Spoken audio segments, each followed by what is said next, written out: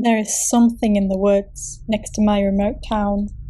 I live in a rural town, far away from the bustling urban cities that many people live in. It's like those stereotypical small neighborhoods where everyone knows each other. I like living here in the fresh, unpolluted air with kind and friendly neighbors all around me. However, our town has a dark secret that no one speaks about. It's the woods right next to our town. Everyone in the town has gone to the woods at least once. We usually had people go hunting there during the hunting season and also had plenty of people go for walks there. However, growing up, we have always heard terrible rumors about the forest. Amongst all the stories about mythical creatures and weird caves, one story in particular has stuck with me. The story goes like this. Around 30 years ago, back when most of our parents were also teenagers, one group of 4 teenagers decided to go camping in the summer holidays. Their parents supported it, and so they set off after a couple of days of preparation. On the first day, they quickly set up their tents, then went ahead and started to do a bit of exploration before settling down and setting up a campfire for the night. Towards the late evening, one of the teens, David, the only survivor, felt like something was wrong.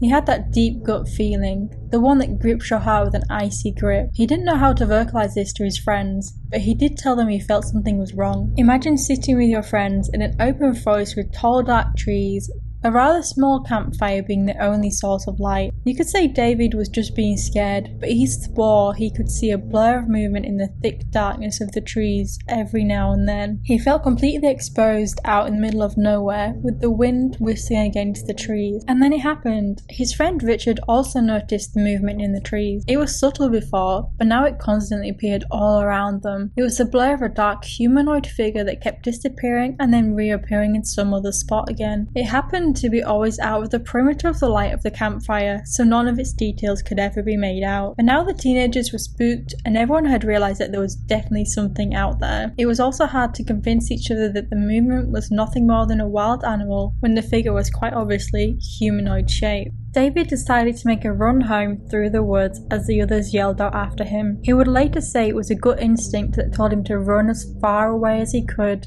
from that thing, to continue running until his legs burned and his lungs felt like they were being pulled apart. As soon as David ran halfway to the line of trees, the creature suddenly stopped moving, causing David to freeze. A menacing silence descended upon the forest. The group, with the exception of David, was still huddled around the campfire, shivering not from cold, but from fear. The leaves began to rustle from beyond the tree line, and slowly but surely the figure that had been circling and watching them for some time now appeared out of the tree line. As its features began to be illuminated by the light from the campfire, the group's screams filled the silence. As David would later describe it, the creature had a humanoid body and was wearing long track pants and a hoodie. However, it had something very wrong about it. Its face was upside down. The large circle of bloodshot eyes were in the place of the mouth, while the nose was twisted and pointing upwards.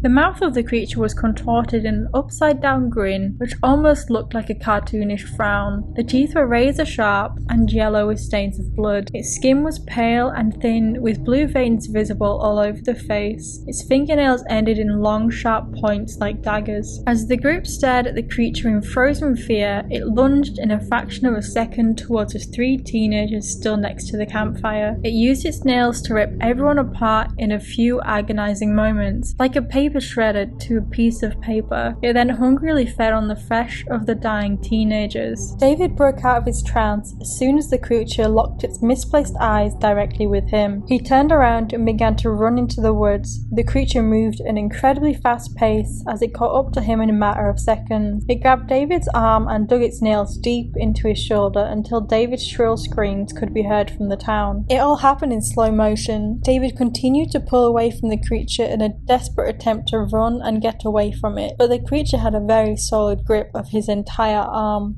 The creature had made one mistake though, which let David survive. It had dug its nails so far into David's arm that after a few long moments of David desperately pulling away, his entire arm ripped away from his body. David would later continue running until he collapsed from blood loss. An early morning runner would find him by the side of the running trail and he would make a miraculous recovery in a city hospital. The campsite would be found later by rescue crew, covered in blood and gore, with the barely recognizable bodies of the 3 boys arranged in a triangle around the long dead campfire. David is still alive today, and he's told this story to every kid in town. You can see him stare out into the woods with his only hand leaning on the wooden fence of his balcony, watching the tree line with blank, empty eyes. People in our town would only go to the woods during the morning and be sure to come back before sunset.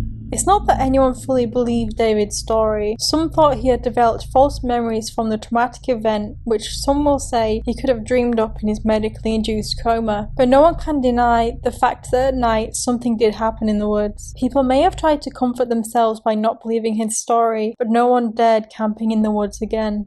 This brings me back to my story. Yesterday I missed my typical morning run because of a work obligation, and so I decided to still exercise in the evening.